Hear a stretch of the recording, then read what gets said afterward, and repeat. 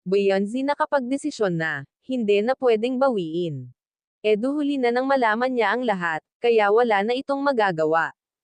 Bago ko ipagpatuloy ang maiksing reaction video na ito, hiling ko lang na patapusin ang panonood nito para malaman ang nilalaman nito, at kung bago ka pa lang sa munting channel na ito, paki-subscribe para lagi kang updated sa video ng mga kalingap.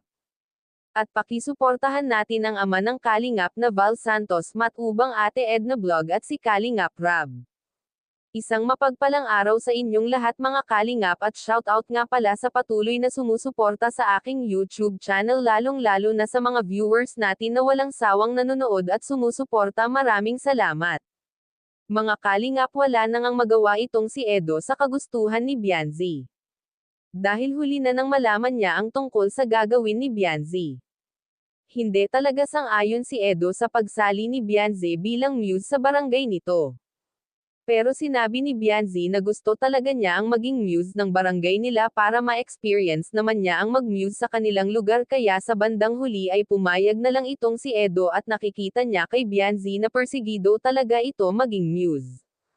Edo, pinag-iingat nga itong si Beyonce sa mga basketball player, huwag daw itong masyadong lumapit at makipag-usap.